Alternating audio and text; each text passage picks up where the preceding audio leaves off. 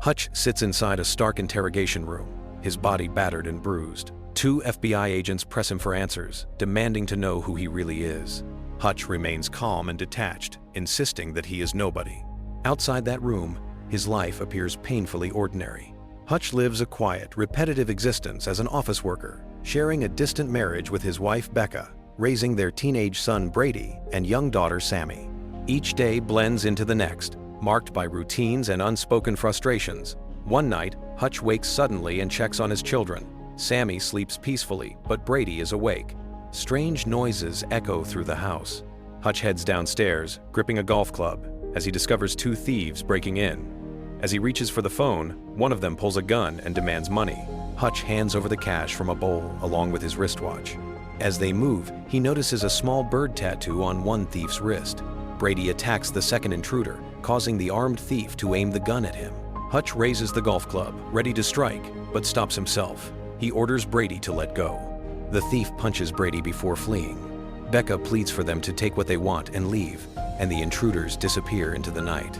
Brady burns with anger, unable to understand why his father did nothing. Police arrive soon after and examine the scene. One officer casually remarks that if it were his house, he would have used the golf club to protect his family. The comment quietly humiliates Hutch. The next morning, their neighbor boasts about how he would have handled the situation, bragging about his strength and his powerful new car before driving off. At work, Hutch's brother-in-law Charlie offers him a gun for protection. Hutch initially refuses, then quietly takes it and hides it inside a box in the refrigerator. Later, Hutch makes an offer to buy his father-in-law Eddie's business, but Eddie dismisses it, insulted by what he sees as a weak proposal. Everyone around Hutch views him as a failure for not fighting back. That night, Hutch calls his brother Harry. He explains that one thief was a woman and the other a man, and that he held back because he knew the gun was unloaded. He saw fear and desperation in them, not killers.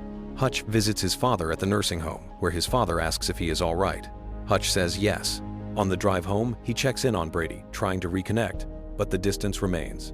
That evening, Sammy realizes her cat bracelet is missing. She says it was in the bowl the thieves emptied. Hutch immediately knows what that means. Determined to retrieve it, he visits his father again and quietly takes an old police ID, a gun. He begins tracking the thieves, visiting tattoo parlors across the city.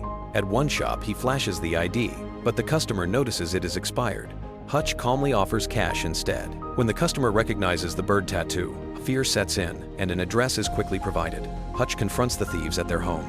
He knocks the man down, presses a gun to his head, and demands the bracelet. They insist they do not have it. A baby's cries draw Hutch into another room, where he realizes the couple is robbing to pay for their infant's medical care. Understanding they never took the bracelet, Hutch leaves, punching the wall in frustration. On his way home, Hutch boards a bus. A group of drunk thugs enter and begin harassing a young woman. One by one, the passengers leave until Hutch is alone with them. He calmly asks the driver to step outside. Hutch unloads his gun and faces the men. They laugh and attack him. The fight explodes into brutal chaos. Hutch absorbs punches, then strikes back with terrifying precision. One thug stabs him, but Hutch tears the knife free and keeps fighting. He breaks bones, stabs hands and legs, and uses the environment as weapons. Even when thrown out of the bus, Hutch rises again, bloodied but unstoppable, leaving the thugs broken and screaming behind him. Despite the punishment he has already delivered, Hutch climbs back into the bus. He tears loose a rope and resumes his assault with ruthless efficiency, striking, stabbing, and dismantling the remaining thugs one by one. Teddy desperately tries to load his gun, but Hutch rips a metal pipe free and smashes the weapon from his hand before slamming the pipe into Teddy's throat. Teddy collapses, choking and gasping as his airway closes. Without hesitation, Hutch calmly grabs a straw and performs a crude emergency airway, cutting into Teddy's throat to allow him to breathe. With the men broken and bleeding, Hutch steps off the bus and disappears into the night. When he returns home, Becca is waiting. She sees the damage written across his body and tends to his wounds without panic or questions. As she cleans and bandages him, it becomes clear she knows who Hutch really is.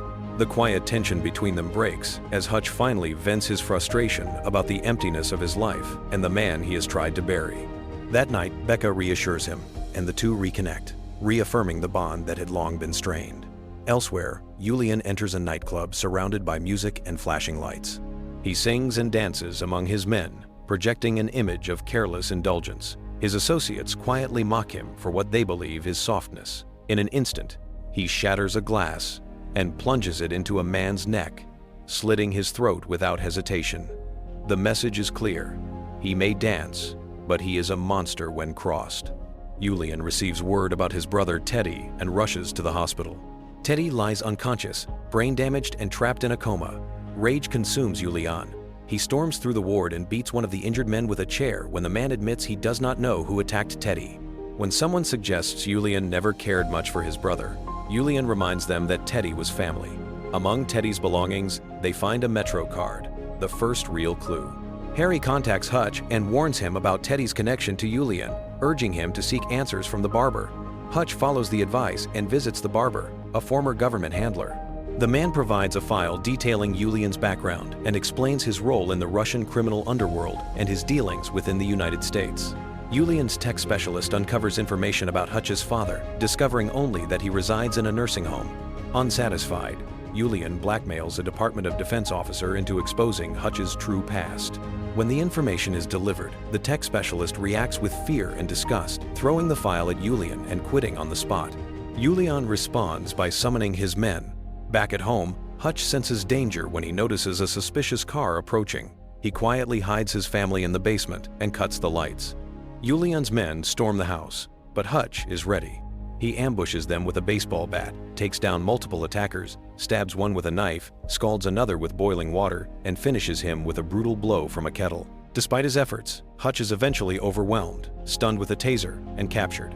While being transported in the trunk of a car, Hutch breaks his own hand to slip free of the handcuffs. He forces the trunk open, grabs a fire extinguisher, sprays it into the car, and causes a violent crash that kills his captors and frees him. Hutch returns home, showers, changes clothes, and opens the basement to reveal the carnage above. He sends his family away to safety, knowing what comes next will only get worse. He later explains to the surviving attackers that he was once an auditor, an assassin used by American intelligence to eliminate targets deemed too dangerous to live. During one mission in Europe, he spared a man who later turned his life around and built a family. Wanting that same peace, Hutch retired and chose a quiet life. With the attackers dead, Hutch retrieves a hidden stash of gold and cash, burns down his house to erase all evidence, and steals his neighbor's Dodge Challenger. Meanwhile, two assassins infiltrate the nursing home to kill Hutch's father, David. Unbeknownst to them, David is a retired FBI agent. He kills both men quietly and returns to watching television as a nurse enters, unaware of what just happened. Hutch uses his gold to purchase Eddie's metal fabrication factory. When Charlie refuses and grows aggressive, Hutch drops him with a single punch and forces him to sit down, asserting control. Julian learns about the car crash and orders more men to assemble. Hutch prepares for the inevitable, rigging the factory with traps and explosives. Harry calls, warning him not to face this alone, but Hutch calmly assures him he knows exactly what he is doing before ending the call. Hutch launches his final move by striking at the heart of the Russian operation, infiltrating the mafia headquarters and setting their financial lifeline ablaze. Julian's Obshak money, the sacred treasury that fuels loyalty and power, is reduced to ashes, signaling that the war has already been decided. Not long after, Hutch walks calmly into Julian's nightclub while music echoes and Julian performs on stage. Julian notices him immediately and approaches, stunned by Hutch's audacity as he casually eats at a table. Julian questions how Hutch dares to show his face there. When Hutch reaches for a glass, armed men instantly surround him. Hutch slowly removes his jacket, revealing a strapped claymore mine beneath his clothing.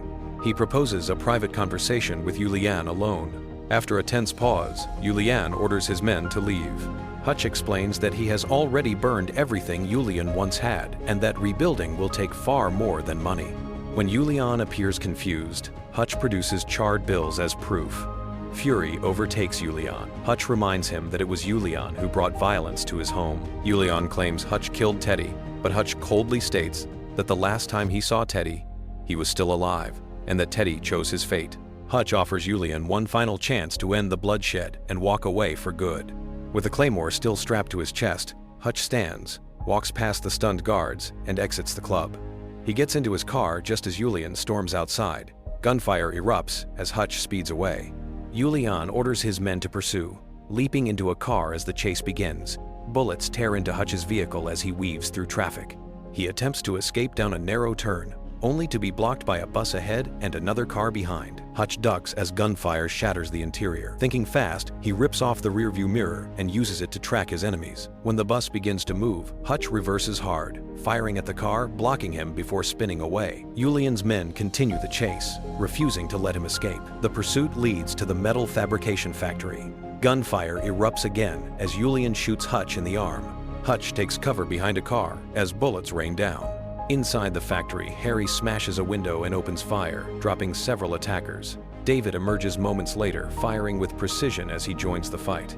Hutch and David retreat inside, taking cover behind walls as more men force their way in. One by one, they cut them down. A concealed trap detonates, sending Julian and his men flying.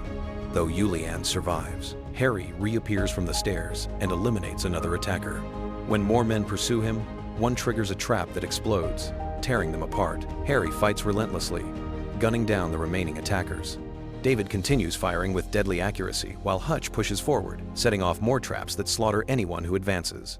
Hutch activates one of his mechanical weapon systems, firing lethal projectiles that tear through the remaining men.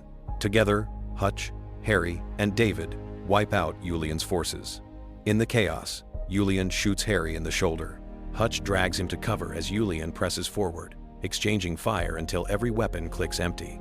With no bullets left, Hutch makes his final move. He straps a claymore mine to a sheet of bulletproof glass and charges straight at Julian. The explosion detonates. The shield absorbs the blast just long enough to protect Hutch, but the force obliterates Julian, ending the war. Harry helps him to his feet, having survived the impossible. David and Harry quietly depart. Hutch calls emergency services, then hears a faint sound. A cat emerges from the wreckage, and Hutch gently carries it as he walks out of the ruined building. Police arrive and take Hutch into custody, returning the story to the opening interrogation. Before any charges can be filed, the agents receive synchronized phone calls. Hutch is immediately released without explanation. 3 months later, Hutch and his family have returned to a quiet, ordinary life. While touring a potential new home, Hutch receives a call that hints danger may still be lingering.